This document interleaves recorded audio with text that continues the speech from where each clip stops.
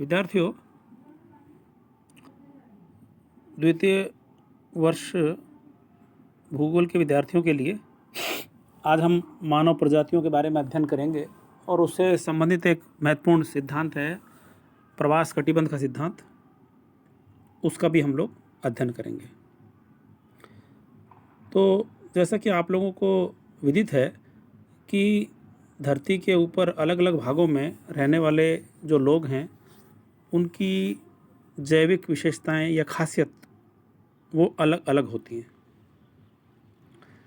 और उनकी इन खासियतों की भिन्नता के अनुसार ही मानव के समूहों को अलग अलग प्रजातियों में विभाजित कर देते हैं और किसी एक ही प्रजाति के लोगों के आनुवंशिक गुणों में अधिकतर एकरूपता ही मिलती है और धरती के अलग अलग हिस्सों में रहने वाले लोगों की शारीरिक बनावट, प्रजनन क्षमता, उनके रक्त के वर्ग, इन सब में भी विभिन्नता मिलती है।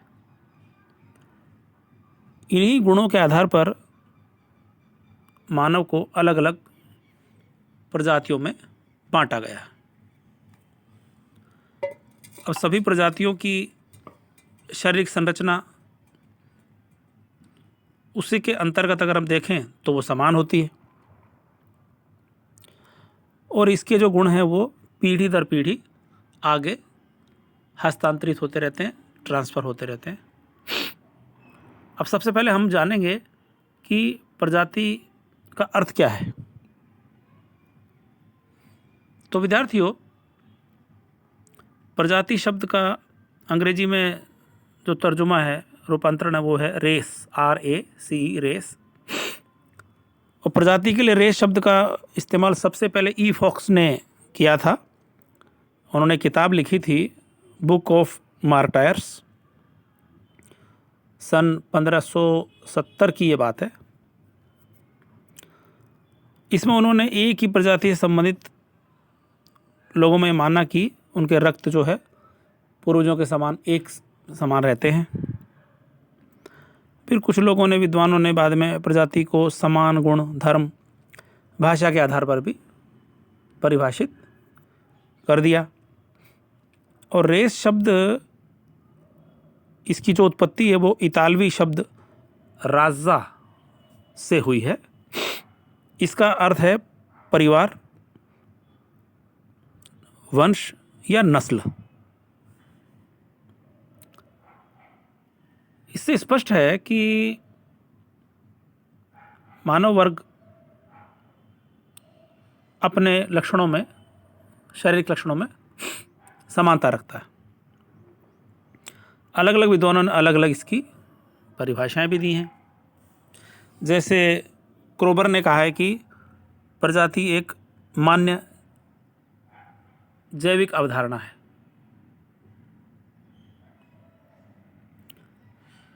ये आनुवंशिक समूह है जो नस्ल, जननिक लक्षण और उपजाति द्वारा संगठित एक समूह है।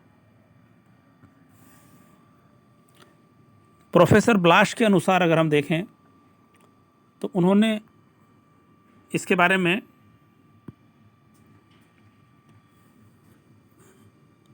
मानव प्रजाति का वर्गीकरण मानव शरीर की आकृति और शारीरिक लक्षणों के आधार पर किया जाता है। बहुत अच्छे। ग्रिफिथ टेलर के अनुसार अगर हम देखें तो मानव प्रजाति नस्ल को प्रकट करती है, न कि सभ्यता को।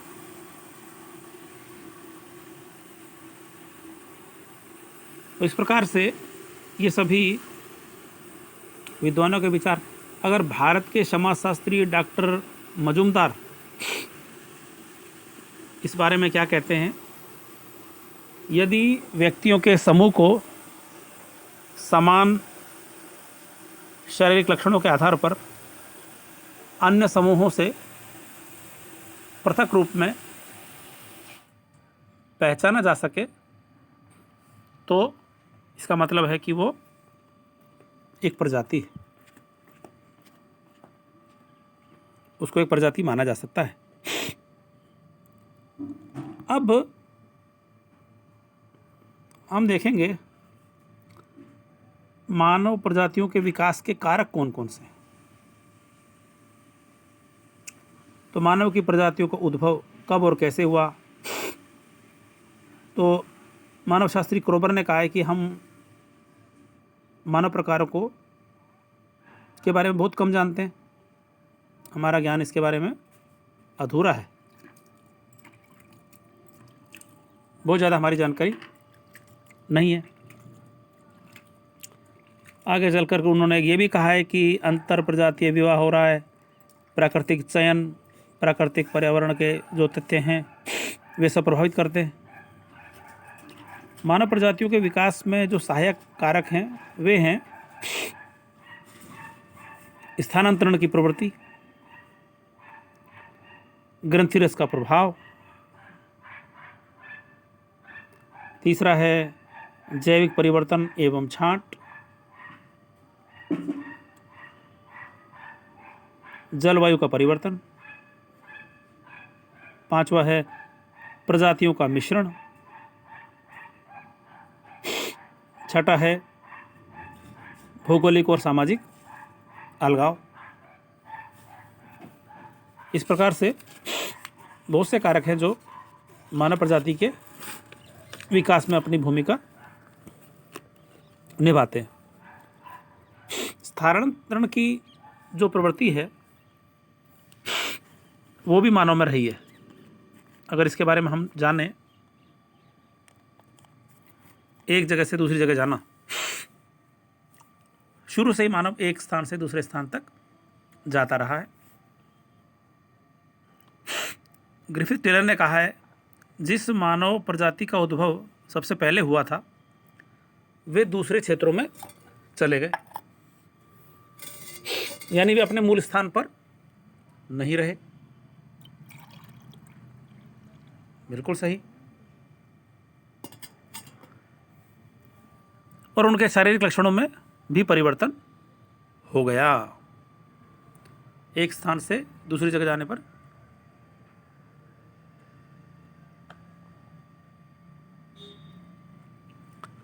दूसरा है ग्रंथिरस का प्रभाव। तो मानव के शरीर में आकार और आकृति निर्धारण में अलग अलग ग्रंथियों का रोल यानी कि भूमिका रहती है।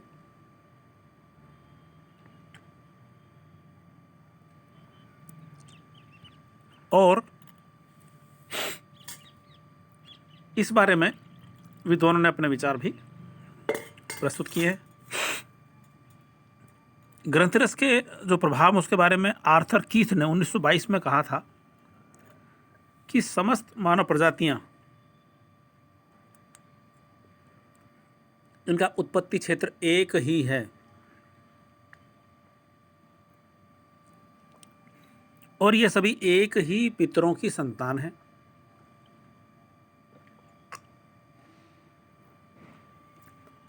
शरीर की अलग अलग ग्रंथियों के अलग अलग क्रियाओं के कारण अलग अलग प्रजातियां पैदा हो जाती हैं।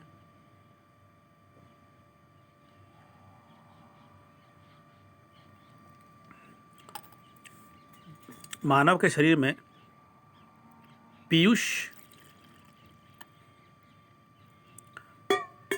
पीनियल, थायराइड और एड्रिनल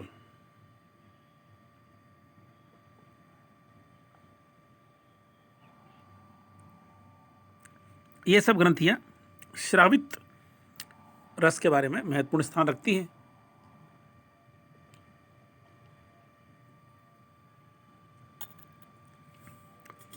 आर्थर कीथ ने बताया कि पीयूष ग्रंथि से स्रावित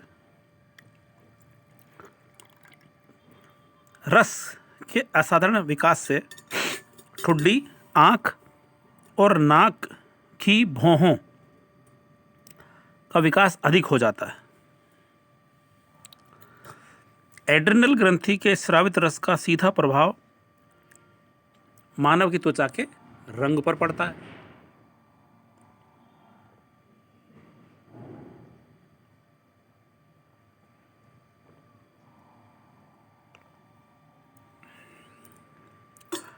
इसी प्रकार से सूर्य की किरणों से विटामिन डी प्राप्त होता है और उसका प्रभाव त्वचा के रंग पर पड़ता है। कहीं पर गर्मी के इलाकों में आपने देखा होगा कि रंग काला मिलता है, ठंडी जगहों पर सफ़ेद मिलता है। थायराइड की जो ग्रंथि है वो मानव के शरीर की लंबाई को प्रभावित करती है। तो इस प्रकार से इन ग्रंथियों का बहुत महत्वपूर्ण भूमिका है। तीसरा है जैविक परिवर्तन और छांट। तो मानव के जो शरीर की जो संरचना है उसमें वंश तत्व यानी जीन्स का रोल होता है। जीन्स एक पीढ़ी से दूसरी पीढ़ी में जाते रहते हैं और इन जीन्सों में भौगोलिक कारक जैसे जलवायु, आहार, बीमारी, इनके प्रभाव के कारण बदलाव भी आते रहते हैं। मानवीय प्रजातियों का विकास एक निश्चित प्राकृतिक और सामाजिक वातावरण में होता है, लेकिन जब प्रजातियों का एक समुदाय स्थानांतरित होकर दूसरे परिवेश में चला जाता है उसके कारण वहाँ के वातावरण से समायोजित होने के कारण उसके जैविक गुणों में परिवर्तन हो जाता है। रूस के प्रसिद्ध मानवशास्त्री हैं नेस्तोर्फ, इनका नाम है। इन्होंने कहा है कि इसमें तो कोई शक नहीं है कि पर्यावरण ने प्रजातियों के विकास को प्रभावित किया है। आदिम मानव के आने के बाद ये प्रभाव ज़्यादा हुआ। चौथा कारक है जलवायु का परिवर्तन। मानव प्रजातियों के उद्भव और विकास को प्रभावित करने वाला प्रमुख जो कारक है वो जलवायु ही है। वो मात्र जलवायु है। बहुत महत्वपूर्ण तरीके से अगर हम देखें तो। और विद्यार्थियों,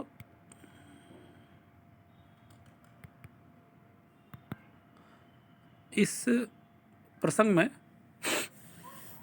हमें जानना चाहिए कि एक जलवायु क्षेत्र से दूसरे में जाने के बाद जलवायु के कारकों से शरीर में बदलाव आते हैं और नवीन मानव प्रजातियों का भी विकास हो जाता है। जलवायु के कारण मानव के जीवाणु रस यानी कि जर्म प्लाज्म, ये बालों की आकृति, आँखों के रंग, सिर की आकृति और जबड़ों की बनावट को भी बदलती रहती है।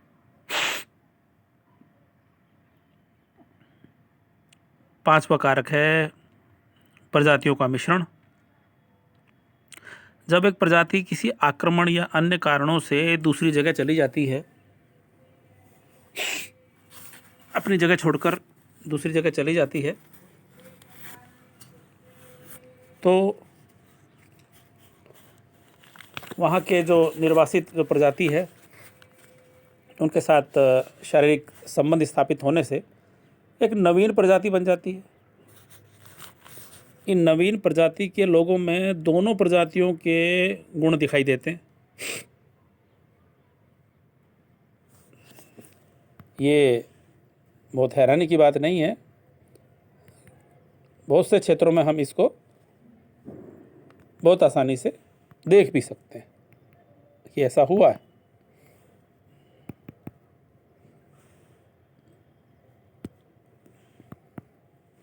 बहुत से स्थानों पर हम पाएंगे कि ये बदलाव आए हैं इस प्रकार से। एशिया, अमेरिका और अफ्रीका में बहुत सारी प्रजातियां मिश्रण के कारण से बनी हैं।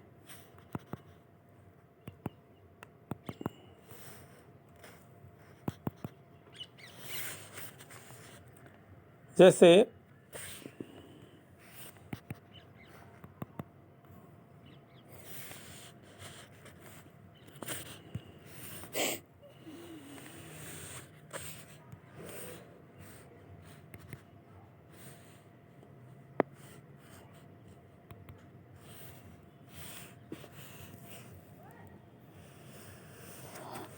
मानव प्रजातियों के उद्भव के बारे में ग्रिफिथ टेलर ने प्रवास कटिबंध का सिद्धांत बनाया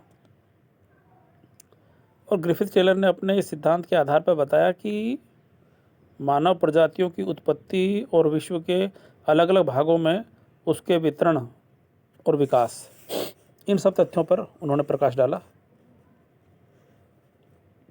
और वास्तव में इन सब चीज़ों का हम पाएंगे कि बहुत प्रभाव पड़ा है।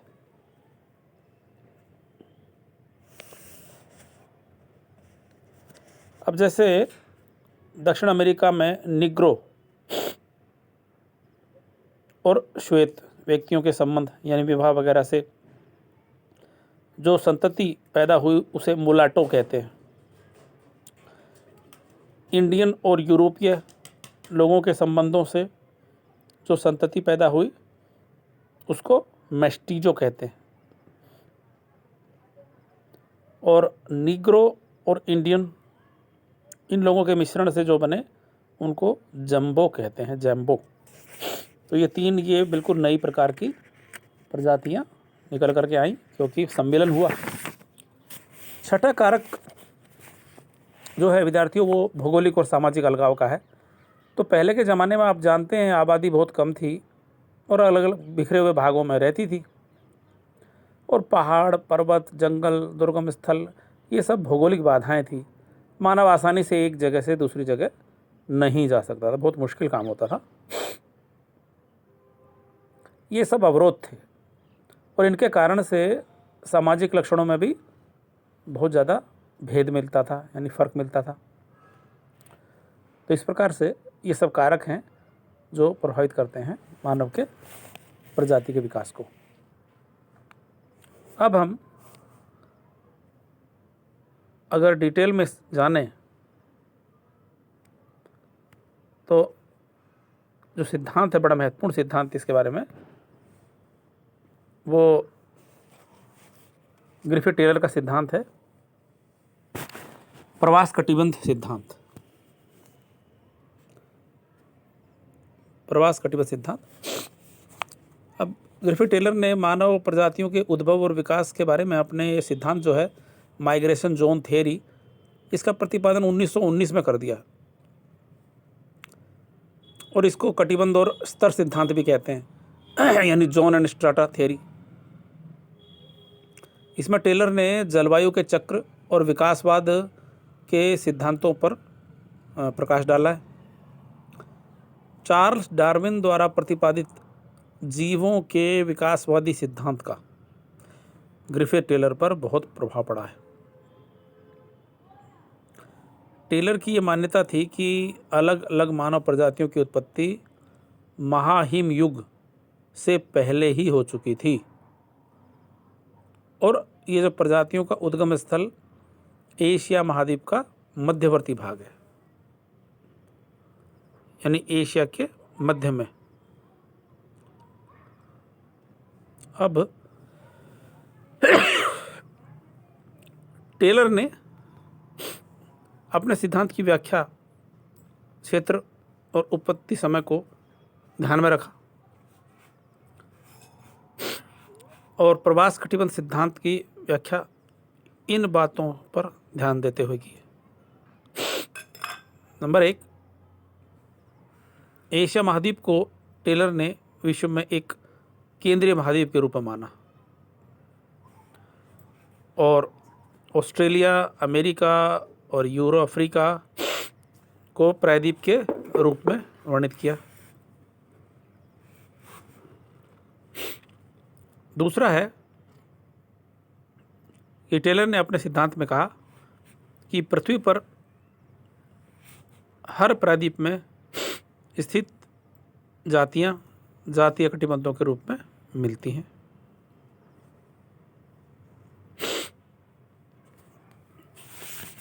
तीसरे, उन्होंने दुनिया की अलग अलग मानव जातियों की उत्पत्ति मध्य एशिया के कैस्पियन, अरब सागर के समीपवर्ती भाग, इस क्षेत्र को उन्होंने इसमें माना। उन्होंने कहा कि अलग अलग कारणों से ये लोग यहाँ से दुनिया के अलग अलग भागों में चले गए।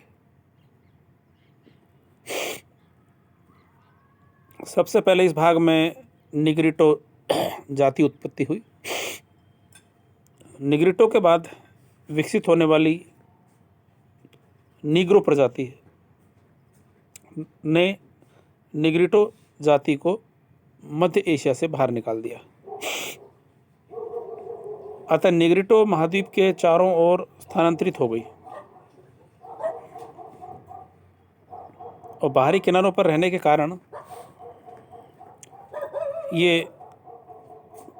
प्राचीन प्रजातियां महाद्वीप के बाहरी किनारों पर ही आजकल भी मिलती हैं, जैसे तस्मानिया, कीनिया, ग्रीनलैंड और ब्राज़ील। यहाँ पर ये निग्रिटो प्रजातियाँ मिलती हैं।